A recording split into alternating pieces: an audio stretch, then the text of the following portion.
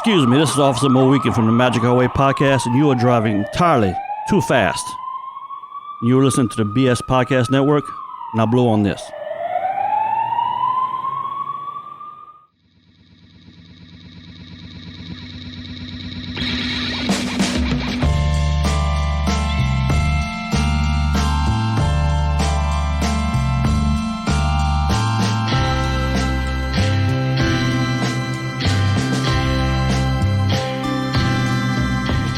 Hello, everybody. Welcome back to another episode of the Lukewarm Cinema Podcast. My name is Austin. Today I'm joined with your boy Christian. Are you my boy? I don't have the papers, but if let's say a lawyer asks, that's my story.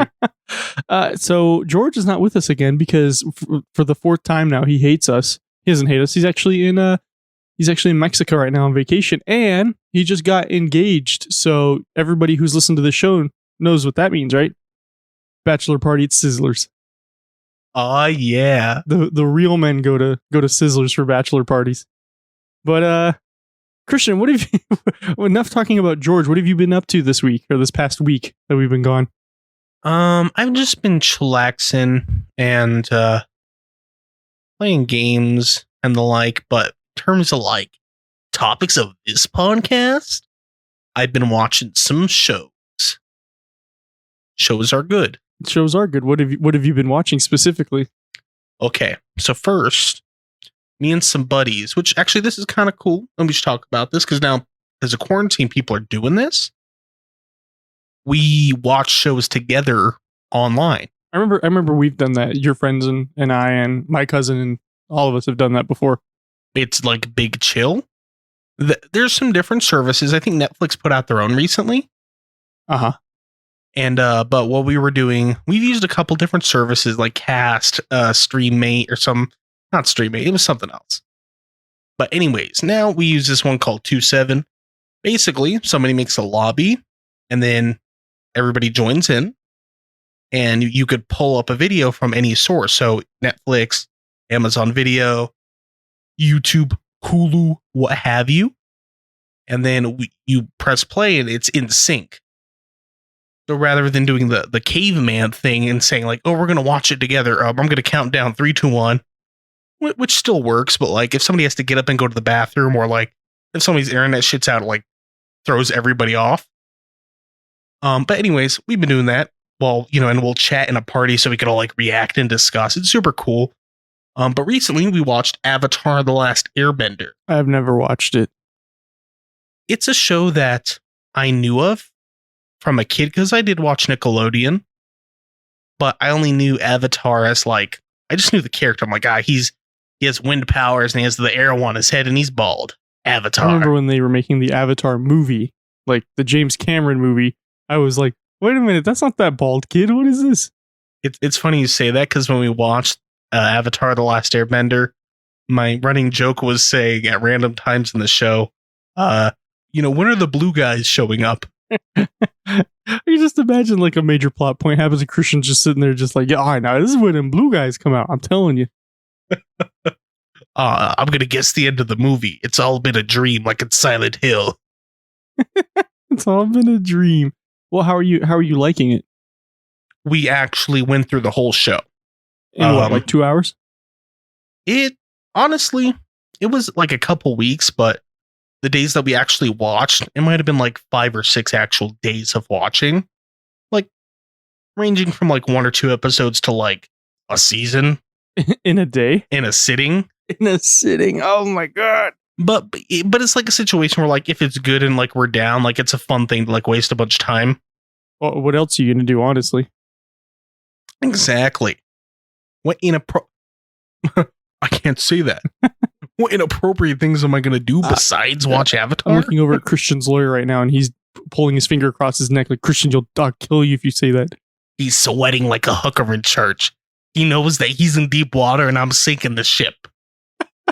He's just there with a bucket trying to scoop the water out, but the hole is the size of like a human. Ironic you say human. I can't discuss that. Look, Avatar, it was a cool show. What's interesting to me about the show, like just off the bat, I mean, it's typical stuff that you'd see. It's like a hero's journey type story, something you'd see in a cartoon. And that's the thing. It was on Nickelodeon. It was marketed towards kids. It's very much a kids show. But at the same time, it's kind of like an anime, but it's made by the West. It's not like an anime where it's like made like by Japan or another country in the East. Well, it's really interesting because like you see them picking up what I guess you'd say they know from like anime that they've seen that's from the East, right? Stuff that we've all seen. And kind of just doing it in their own Western way. And they did a pretty good job. I'm like, oh, they did things a little different. I could see how the way they animate and stuff is different, but like it's all like conceptually the same. So production wise is very interesting. The actual show was really good. It got into some like weird, like mature stuff despite being a kid's show.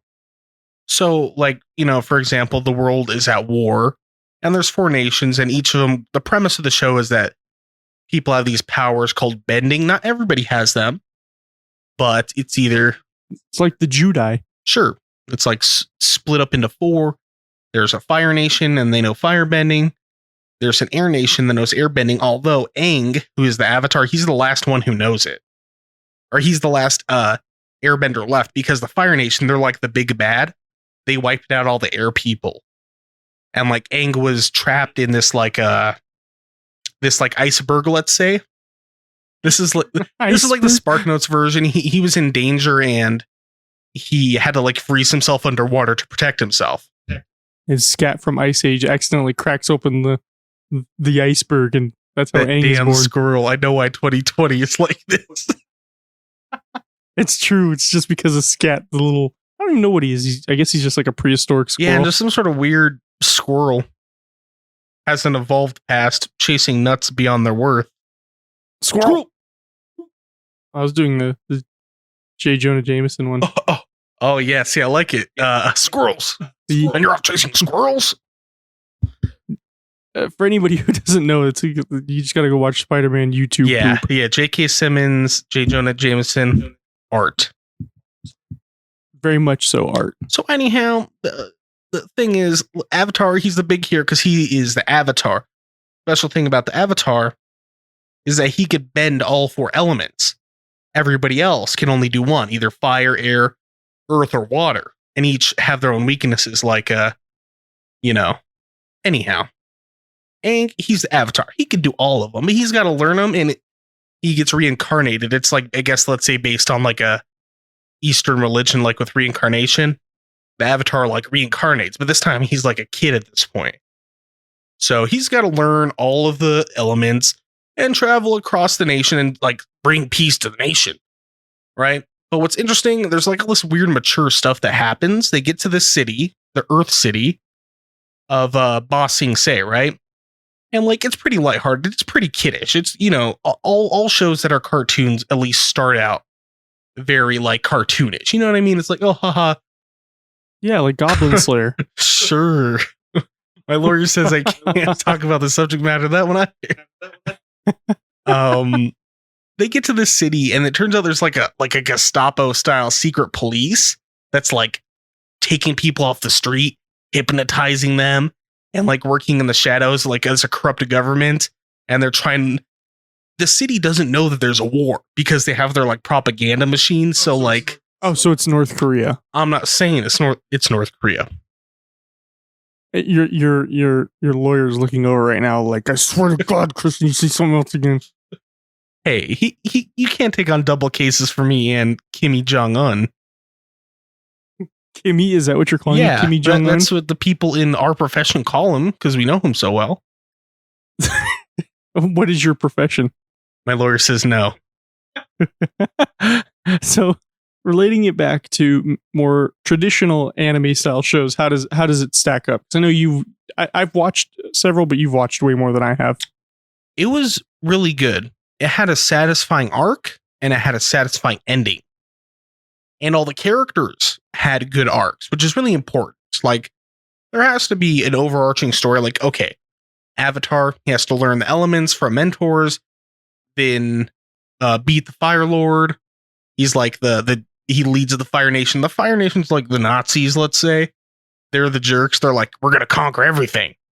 And they're the reason, like, they wiped out the air people, genocide.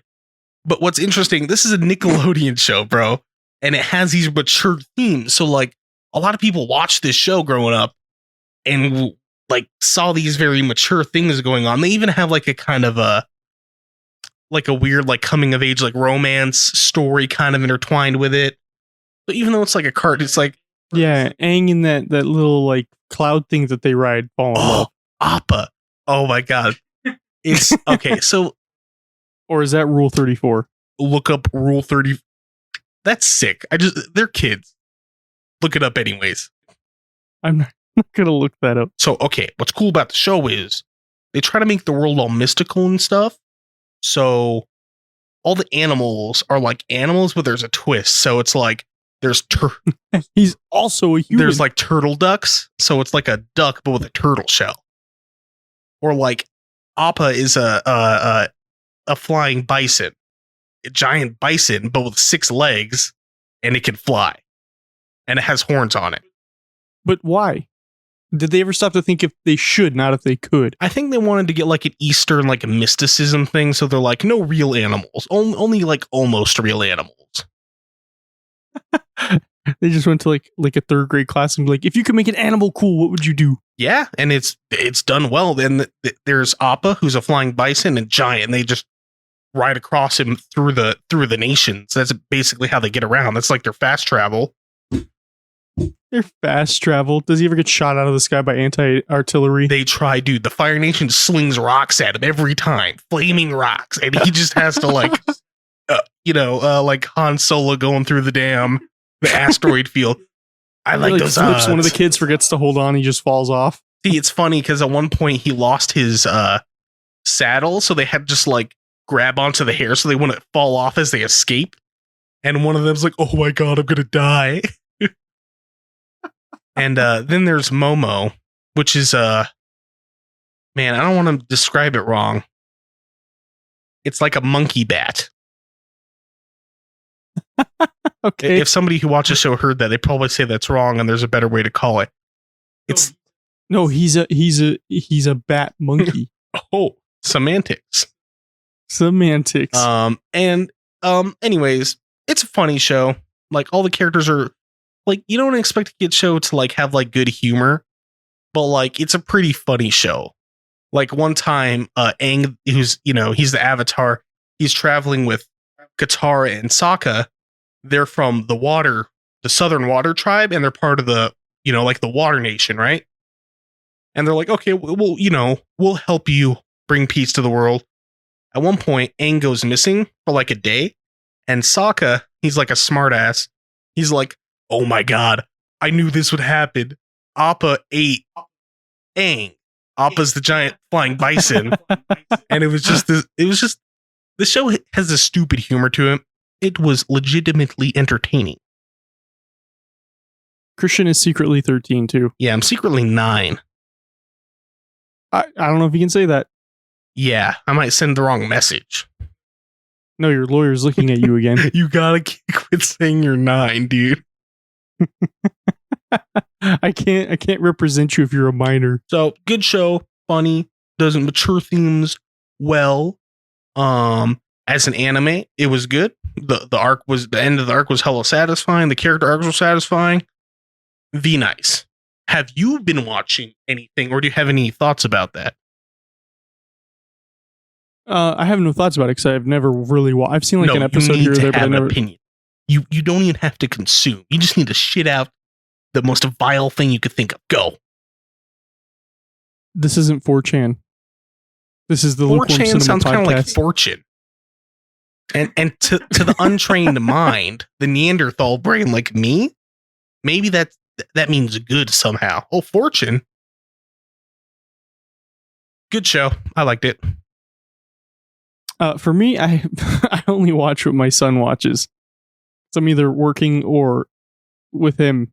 And so I've watched Hotel Transylvania about 800 times in the past month. Okay, so when I see the trailers for those Hotel Transylvania movies, it looks very like what's the word?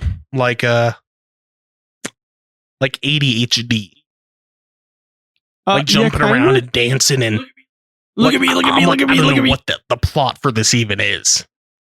There's a pretty good plot. What's the basic outline? I'm just asking you because you know. Well, I've only seen the third one 800 times. Basically, they go on a cruise. The pre-story is that the Van Helsing family keeps trying to kill them off, but they're all stupid. And basically, the last Van Helsing is like a robot. Basically, he's just like a neck inside of this little machine, and his great granddaughter is it's either his great granddaughter or his granddaughter is captaining this cruise ship, and it's targeted towards monsters because they just want to like genocide them all. I see. Yeah. There's a theme that intertwines the things we've watched. Meant to be consumed by children, has themes of genocide. I don't think that's what they want. We want to kill all the monsters. We want to kill all the waterbenders. It's all the same. It's propaganda. So basically, it's just like, oh hey, we're on this cruise ship. Oh yeah, this captain, like, also Dracula's like wife died like 4 million years ago, so he's lonely. So he does like the equivalent of Tinder, but in the monster world. Okay. But it doesn't work. So he's like the whole subplot is like, I'm lonely. I don't have anybody. I just have my daughter, and she's married now. And sweet home Alabama. I'm lonely, and all I have is my daughter. They are in southern Transylvania. Uh-oh. But so basically, the granddaughter is like, or Dracula is like, wow, she's so pretty. And she like uses it to her advantage to try to like kill him, but then she ends up falling for him by the end of the movie. So the end plot is like, oh, we have to work together against my grandpa. That's like a reverse Stockholm. The attacker, the aggressor, falls in love with the captive. Well, it's still Stockholm because I always assume I never looked up the definition. Stockholm. So a good example, and everybody's like, oh my god, I want to love like this, but no. To read is Harley Quinn with the Joker. Stockholm Syndrome would be Harley Quinn falls in love with the Joker. So it would technically be Stockholm Syndrome, except for Stockholm Syndrome is like your kidnapper, or like somebody who's aggressive on you, somebody like that. This one, he just sees her and he's like, wow, she's attractive, and then like, oh yeah, I want to kill you. But then they end up working everything out, and he proposes, and they get happily ever aftered. And then did they do the monster mash? No, they do the Macarena though. That's disgusting. I have to look up the Urban Dictionary to find out what that means sexually. It's gonna be like, you take an uncooked ham and you get some satin cloth and you get on a handstand. Yeah, but for me though, I don't really watch a lot of TV or movies. I watch a lot of like YouTube at the moment. I feel that. I usually I don't just sit there and watch TV anymore. So yeah, I had to actually the last show I legitimately watched like all the way through was I want to say Criminal Minds. And that's like a documentary, right? No, it's a crime drama. Okay. Yeah, it's a documentary. Fiction, reality, it's basically the same thing. I do need to start watching anime again though. I got to renew my my Crunchyroll subscription for what was it, $7 a month, something like that. I bet you could still get those free websites, although I like that Crunchyroll streams on everything. Well, Crunchyroll is free, it just has ads. Ad block. I don't know if it works. You know, okay, you know. my lawyer's shitty gives pants. The bit never gets old. Crunchyroll, it does work with ad block, but it'll, instead of showing an ad, it'll like black screen for like 5 or 10 seconds. Oh, and then here's your show. So I don't know. I remember sometimes Crunchyroll had some long ass ads. Like I never know because I bought it. I had the subscription. It'd be right a minute long and like 3 times louder than the show, and then, so then like, you can't control the volume from within the ad. You have to like turn your computer volume It's down. like you have to like, if you have a headset on, you have to like rip it off so you don't like burst your eardrums into a million pieces. So then, okay, I lied. The last shows I watched, if we're going to count anime, would be I don't know if it counts because it's still, I think I have another season coming out, but Rising of the Shield Hero. What it about? So much to explain. Explain like it a badly guy- because that's funny. Good guy gets sent to medieval time through book, become bad guy. It's kind of like Sword Art Online, like really roughly. Sure. And then I didn't finish Goblin Slayer. I watched the first episode and I was like, damn, this show's intense. And then episode 2, I was like, oh, this show sucks. I think I got like 4 or 5 episodes in and I was like, Yeah, I'm see, over I don't this. even know if everybody's like down on even talking about anime. Well, too bad you're listening Yeah, to the you're show. already So you gotta be. hooked. But I'll give you a disclaimer in case you're like, this shit's cringe. Anime, it's kind of like cartoons, but like a lot of it's like actually like really mature. It's like a fantasy drama. It's like, you know, you can't have magical powers in real life, so having actors do it would be kind of cringe. Yeah, a good one to watch, like that's really dramatic. If you like the show Heroes, like from the early days of NBC, where all these people come together and they have superpowers. Oh, I never watched it, but it looked cool. Yeah, this is like Heroes, but good because it has culture that wasn't a bunch of white people, and that's Charlotte. It's a good anime. One's really good. It's just about kids who have powers, but it's like every power has a downside. So like the main character, his initial power that he thinks he has, he can control somebody for 5 seconds, but he like passes out. Like his body It's like passes those out. Facebook hypotheticals. You have $1 million, but you can only spend it on takeout shrimp. Or it's like, I wish I had a new car. You do, but it has no engine. Like, oh, dude, thanks. Yeah. And then Beyond the Boundary was the first anime that I finished, and that was a good one. But Beyond the Boundary and Charlotte are like 12 to 15 episodes total. See, short shows are kind of cool because like it's not a big commitment. Yeah. Just like, hey, I'm gonna sit down like 3 times, and if it's good, it'll be done. And I'll be like, oh, that was great. I'm sure glad it wasn't like 500 episodes. We're looking at you, One Piece. Yeah. So somebody did the math, and if you were to try to catch up to One Piece right now, it would be a full-time job with overtime. Yeah, for like the like unknowing among the people listening. One Piece is an anime that has like 500 episodes or something. I thought it was in the thousands. Yeah, excuse me. No, Naruto has like 500. One Piece is like 800 plus or some crazy crap. And it's still going. And people are like, it's not that bad to get into. If you just watch like 30 episodes a day, if you just dedicate your life to friggin' One Piece, you could finish it. Yeah, if you just watch it while streaming like on Twitch or something and you make money that way, there you go. Like, well, now you're breaking copyright laws. God, I love the internet. Yeah, anime's cool. I watched an anime recently, or an anime movie. Well, I know what your favorite one is. Which? Cory in the House. Cory in the House. That's an old meme.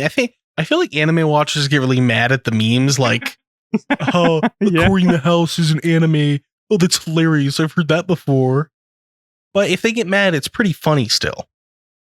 Yeah, even though that's like 10 years Shrek old is now. my favorite anime. Like, oh, it's animation. It's anime. Or the Cleveland Show is my favorite anime. No, JoJo. For you, would you say that's your favorite? JoJo's Bizarre Adventure. Probably. Is it adventure or adventures? Adventures. There are many adventures, more than one. And there's like 800 JoJos. Pretty much. And we're talking about Mojo Jojo from the Powerpuff Girls. Yes, by the way. monkey. I don't want to confuse people. For the unknowing, it's a show where like the whole premise, you can't explain the whole premise of the show in like a friggin' Spark Notes because it won't make sense, because it'll be like, one season they fight vampires, then the next they fight buff dudes, and then the next one there's a serial killer. You make it sound like they go from hunting vampires to going to Gold's Gym with Arnold Dude, there. basically. But every season has a main character whose name is JoJo, but it's only like by conjoining their first and last name. So it's like Jonathan Joestar. Okay, when you take the first syllables of each name, it's JoJo. And then season 2 has a different JoJo, but he's Joseph Joestar. Jayoko Jayono. Sure. What's funny is it like kind of dissolves the format, because in the 5th season, his name is Giorno Giovanna, so it's Giogio. So it's like, Gio. it's still JoJo, It's but Gio it Gio. isn't. They got you, Christian, didn't they? Yeah, it was all a prank. I think somebody just recommended it to me just so I could Your lawyer is stepping in right now. He says you cannot He's discuss doing that like a either. really contorted pose in a very menacing fashion. A contorted I don't know pose. what this means, but I think I should stop. Anyways, weird show, but a good show. Well, before we get too off track, we do have a little bit of news to cover that does have a lot to do with the current climate of the world. It's melting. ending for all of you. It's melting. So Regal Cinemas have announced that they will be opening their theaters beginning August 21st with various safety measures in place. And I do have what they sent me in this email. I definitely want to know what those measures are. So if you got them in front of you, because this is read 'em. important. Yeah, I have it right here. So what I just read was a brief synopsis, but I'll read the email that I have. It says Regal announces plans for the reopening of theaters on August 21st. Reopening plans include a wide range of new health and safety measures based on guidelines provided from the CDC. The plan also includes safety measures based on feedback received from employees and moviegoers they have deemed most important for their return. So is it like the moviegoers that just have like the annual pass or whatever? I think it's more like a rhetorical. We know what our consumers want. Trust us. We didn't ask them. and to be fair, like I was thinking like last week, damn, it sure was nice seeing movies before. But go on. So the two major things that they list. The first one is contactless payment. Along with the ability to purchase tickets in advance on the Regal mobile app, guests will now have the ability to purchase concession items from the app. Really? Yeah, that's what it's saying here. This is from Regal. That's interesting. Imagine pre-ordering your ticket and then pre-ordering your concessions. Like a month in advance. It's like $12 for the ticket. All right. $40 for popcorn and a soda. And it's a small soda. It's about 1 ounce. Yo, I'll do anything for that good ass Mr. Pibb. Don't even cross me on that. I'll spend $40. Christian will straight up cash out his 401k just to get a Mr. Pibb at the movie theater. I imagine in those like offshore bank accounts all the elites have, it's just like all really good Mr. Pibb from the movie theater. That's the ultimate wealth of the wealthiest man. They just gather a bunch of 2 liters. Yeah, just like tanks and tanks full. But continue. Okay. ULV foggers is the next point. Employees will sanitize every auditorium and seat after each movie using new electrostatic fogger equipment. This form of deep sanitation is highly effective in disinfecting all materials with a non-toxic formula that is fast drying. I ain't no scientist, so I'm not going to pretend like I know what any of that means. That sounds like something that could be like amazing and like it works perfectly. But on the other hand, it could just be some bullshit just so we like think. Because like the whole they just spray it with some tap water and wipe it down. There you go. Bon appetit. some guy Sit walks down. in with a spray bottle, a Febreze bottle full of water. Oh, we're just sanitizing the room. They spray you in the face. Sorry, sir, you're disgusting. I need to spray you down. So, and like the thing with like the reopenings, it's the paranoia of like, okay, are they just like saying they're gonna make it clean so we could shop there again? Or is it like, are they actually going to do it? So there's more to this. So now they have the Regal employees section. Regal employees will undergo daily health screenings, including temperature checks where mandated. Now, is this rectal checks? You gotta... Yeah, because I don't want to see the movies unless they're sticking those boys. They got to be sticking something in them boys to check if they're healthy. Now, employees will be required to wash hands at minimum every 30 to 60 minutes, dependent on job role. I like it. All employees will be required to wear masks. Well, here in Nevada, you have to no matter what. Yeah, so we're kind of ready a for norm. that anyways. So now the lobby. Guests will be required to wear face masks at all times. Once again, Nevada, we have to. Hallways and restrooms, as well as the lobby at all times. So everywhere. As per our terms of admission, any guest not complying with our policy shall be asked to leave. Guests will be welcome to return once they are compliant. See now, quick side note. I just imagine that what'll happen is like, we'll get it like, because when you get in the movie theater, there's not people just like attendants standing around like all the time. Like they'll be there for the start of the movie, maybe, make sure no shady shit's happening. They fuck off for the rest of the movie. I could imagine just a whole bunch of people filing in, 10 minutes into the movie, whoosh, rip them off. You know. Oh, that's guaranteed to happen. And nothing's going to happen. And I don't know the answers. I'm just saying that's probably what's going to happen. So now it says greeters will be located in the lobby to assist guests with new procedural changes. To like lecture people / stop. Yeah. Hey, get your goddamn mask. People are going to be walking in. Hey, it's open. Why can't I? Well, you don't have a mask. It's going to be that whole game. Wait, yeah, and we already have that since the governor's like, you gotta wear your mask. Everyone's all like, that's my freedom. Yeah, God bless the people that stand at doors and make sure people are doing what they're supposed to, because that sounds like it sucks to have to do. Yeah. So guests will be encouraged to proceed to their auditorium as soon as possible and exit the theater in a timely manner at the conclusion of their movie. So no lollygagging, folks. Wall-mounted sanitizer dispensers will be available on either side of the main entrance. I like nice. it. I feel like those are already there, though. I'll admit, I wasn't looking for those. Vending machines and water fountains will not be available for use. So no vending machines, no water fountains. Where required by local governance, arcade games will be closed. I could see that. Those dirty pizza grease friggin' buns on those damn machines.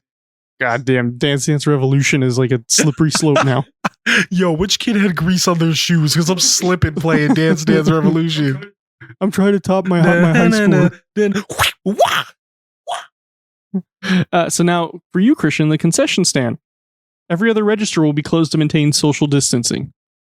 A reduced menu offering will be temporarily available. Self-service condiment stands will be closed. Refills on large drinks and popcorn will be suspended. Okay, why? What's the containment reason? Well, there's nothing else under that, but what I'm going to assume is normally what they have you do is, oh, can you take the lid off for me? And if you're drinking out of it, your germs are probably going to get in there. I'll accept that. Locations featuring diners, restaurants, and in-theater ordering will have these services temporarily suspended. So you can't be ordering no fillet of fish in the middle of Red October anymore. Give me some takeout shrimp while I'm watching the damn new live-action Disney movie. Locations with bars will remain open for walk-up service only. So you can still get drunk. But last part of this is the auditorium. This is a long one. Guests will be required to wear face masks at all times while in the auditoriums. Masks can be removed inside the auditorium while eating and drinking. Employees monitor auditoriums throughout each performance as standard practice. Where socially unacceptable behavior is observed, including the non-wearing of a mask, this will be addressed with the patron. So basically, now you got to be on your best behavior because they're going to be watching you the whole time. And they are taking my liberty as a moviegoer. Just don't go to the movie then. Well, hey, no. If you're saying I can't go to the movie theater, you're also taking away my liberty. Well, you got to pick now, Christian. Oh, I got to pick now. You're making me do something. There goes my liberty. All right. Where required by state or county mandate, auditorium capacities will be reduced to 50%. That's what I thought they'd do. Yeah, because that's going on everywhere. A reservation system will be... They can take a big ticket hit from that. But they can, but they'll probably charge more, to be honest. I ain't paying $20 for a ticket.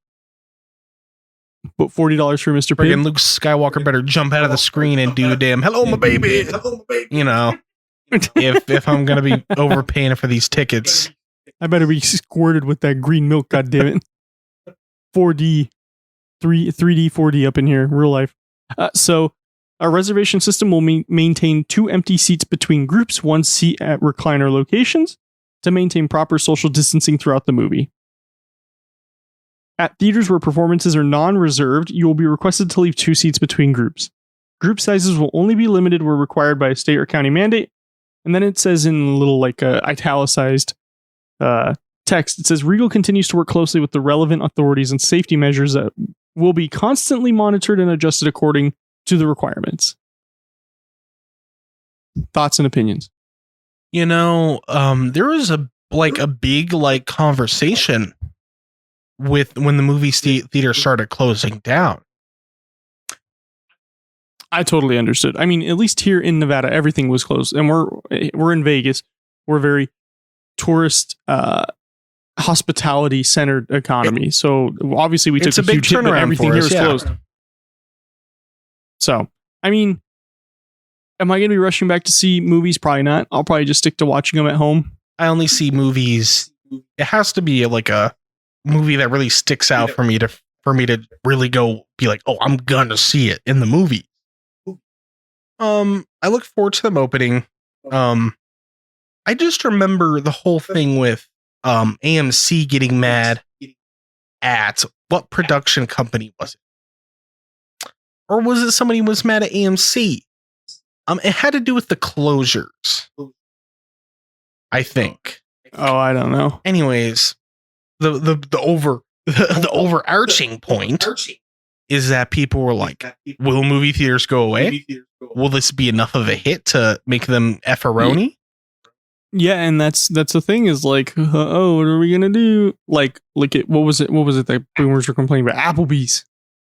We weren't sure. We weren't going enough to Applebee's. It's gonna fall apart. Oh yes, he always hated that. Obviously, millennials aren't eating out. How dare they save money? It's like, the past generations killed the Pony Express. It's like, oh man, it's almost like putting orphans on horses to deliver a mail. It was kind of shitty.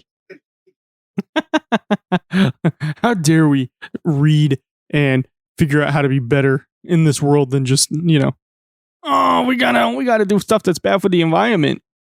So I'm glad to see that there's reopenings.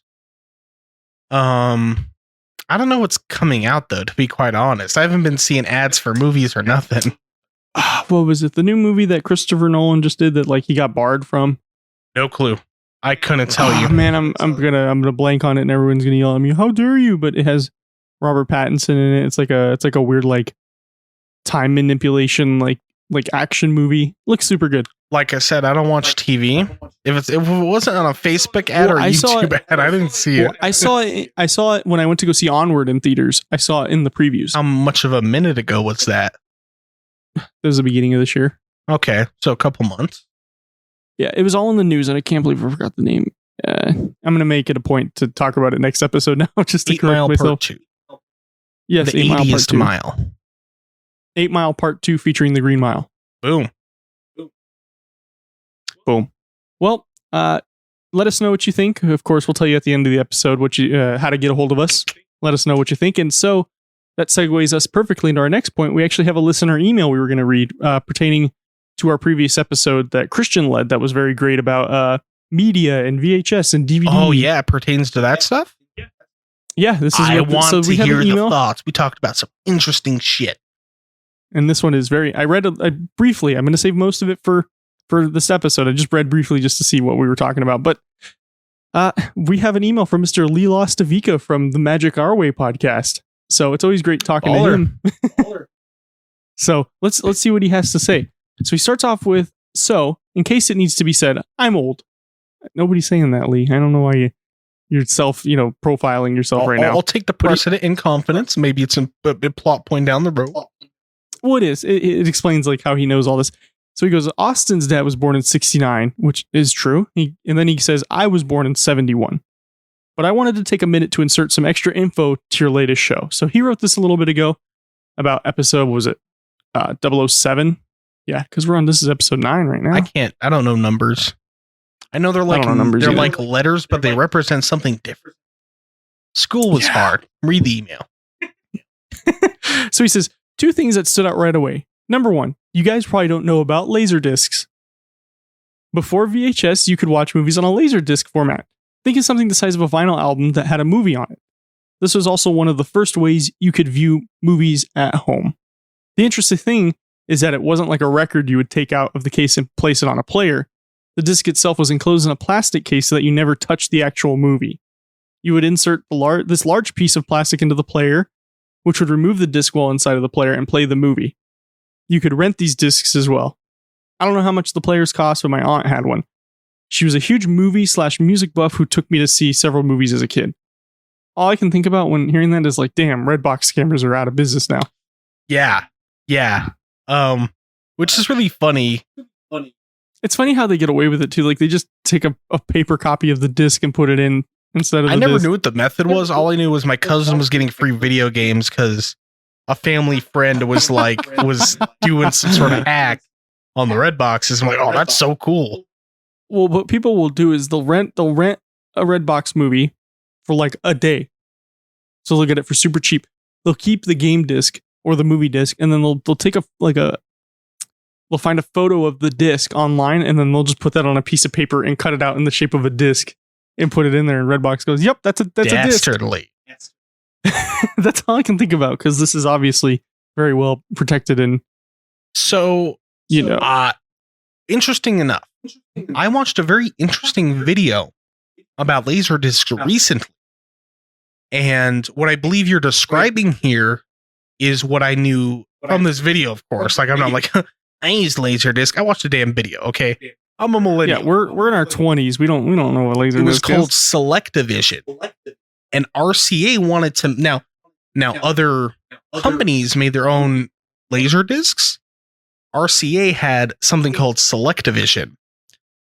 Basically, RCA thought, wouldn't it be awesome if we could make home movies using the same equipment as we do when we make records?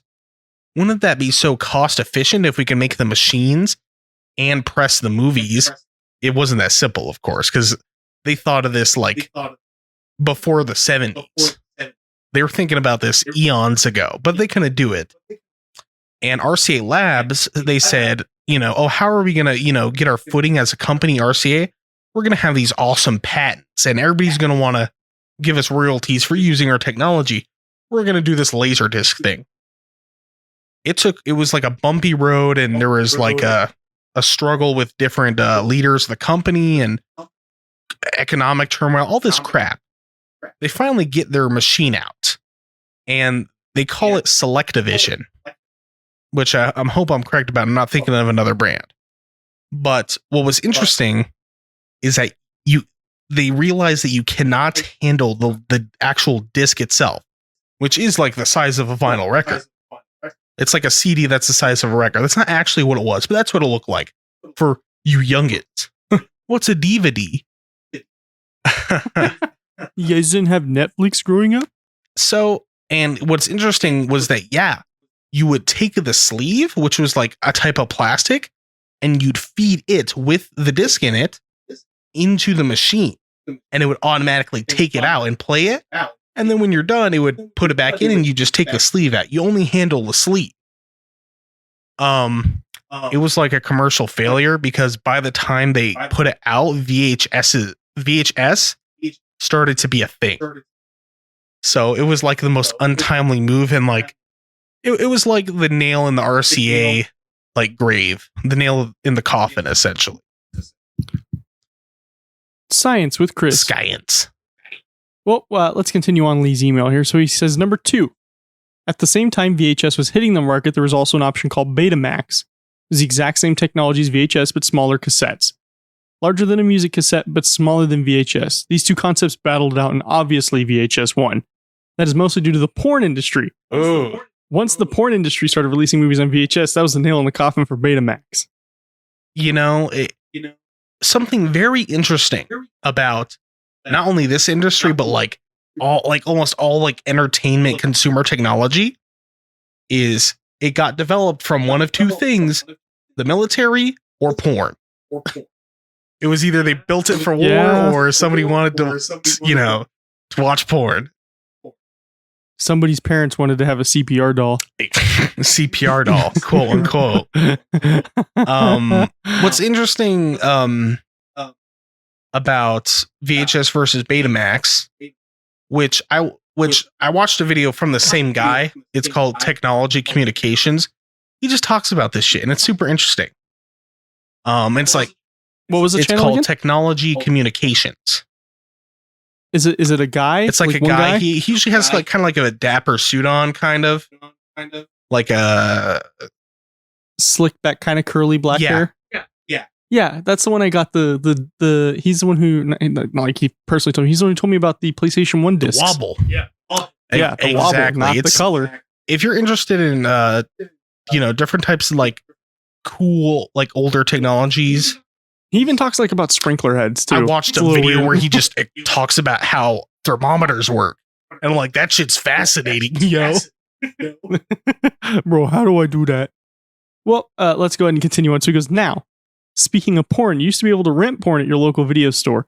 Not so much at Blockbuster unless you're talking 9.5 weeks or something like that. But most mom and pop's video stores had an adult video section. These videos would be in a separate room where young kids wouldn't be able to see them. And for some strange reason, there were always these wooden swinging doors. So you would hear them creaking anytime somebody went into that area. I remember seeing a comedian talking about this thing that he thought that's where they kept the Westerns. Brokeback Mountain.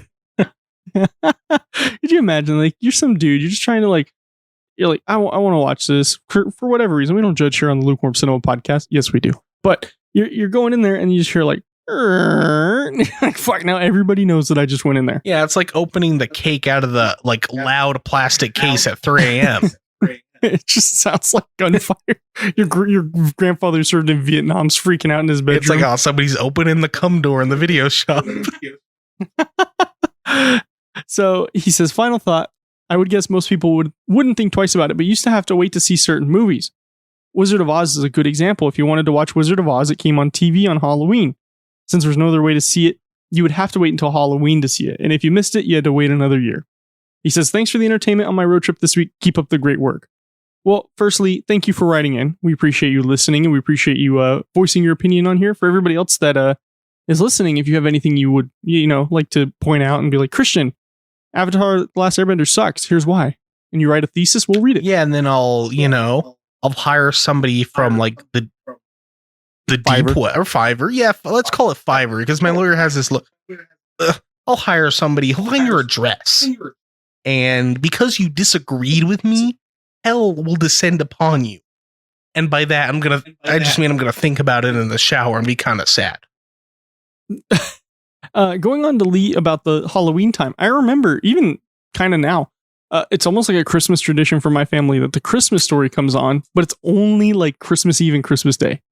I mean, granted, you can find it on DVD and I'm pretty sure on some streaming services, but like growing up, that's the only time I'd watch that movie was then. The channels that run it all day. Yeah, like TBS It'll and change. TNT. It's usually those two. TBS for sure is always one of them. But yeah, I remember like that'd be one that I would always have to wait and be like, oh, Christmas is coming. Oh, I'm going to watch this before I go to sleep Christmas Eve. And then I'll watch it after we open everything Christmas Day. What's funny about and I know every scene from that movie. It's such an iconic movie. There's great movie. Like the narration is great. The way the lines are delivered are just so like stupid and funny. And it's like a heartwarming Christmas movie. It's everything you want out of a Christmas movie. But what's funny about it is we have that same tradition. It'll be playing like in the living room on the 24/7 Christmas Story, whichever channel it is, every Christmas, to the point where nobody will sit down at any one point and watch the whole movie. I will have watched the full, all the scenes of the movie throughout, like randomly being in the living room and seeing like one scene on at a time. So it's like, I didn't sit through it, but because you can piece it together from all the years that you've seen each part. And it's like, I remember I was telling, I used to be in film studies in high school, which like that was a super cool class. We learned all kinds of crazy stuff. Like how to apply first aid. Yes. From the back of his car. Yo, I went to a weird school. But I remember, we had like a free response section and it vaguely related to that. And I explained to the class because like we'd like read he'd call on people like to read their response. I'm like, yeah, on Christmas, the movie Christmas Story in our house is on all fucking day. And yes, here's how I explained it. I'm either doing something else or watching the Christmas Story for that period of time. And like this one kid laughed. He's like, yo, that's so weird. And I'm like, it just be like that. It's not weird. Like my dad did it. I do it. So I totally understand like how some movies are seasonal, but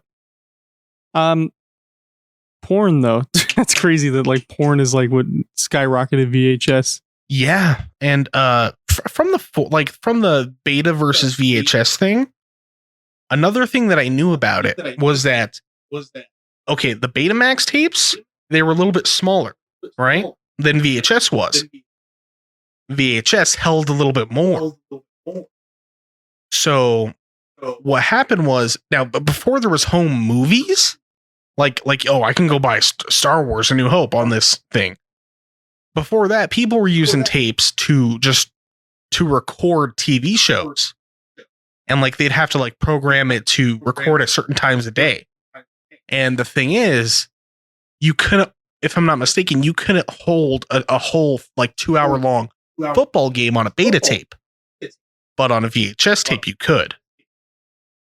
And they made ones of different lengths of each. Yeah, I remember recording some like early Disney Channel shows on a VHS on my VCR. The SWAT team banging on your door. How dare you? And so that format war stuff always really interests me. But yeah, porn is like a huge. It's either that or the military. Yeah, it's either porn did it or the military did it. Which is funny because like the internet, every commercial use of the internet was developed by the military and then put into consumer hands for porn or cell phones. Yeah, you can look at it that way too. Cell phones too. Well, everybody, we appreciate you listening to us again this week. Sorry, George isn't here. We do like you. Oh, your lawyer didn't get mad at you for that one. Yeah, I feel like I have to say something shitty now to throw it off. The socioeconomic state of no, we're not going there. A quick joke for everybody. I remember telling Christian and his friends, I was like, because there's an FBI agent listening to all of us. I was like, I can imagine like Christian's FBI agent has like a new trainee and Christian saying some radical shit, and he's like, we gotta stop him. No, he's all bark, no bite. He's not gonna do anything. Watch this. He'll just watch an anime and then go to sleep. He's not gonna act. Apparently your lawyer's mad at me though.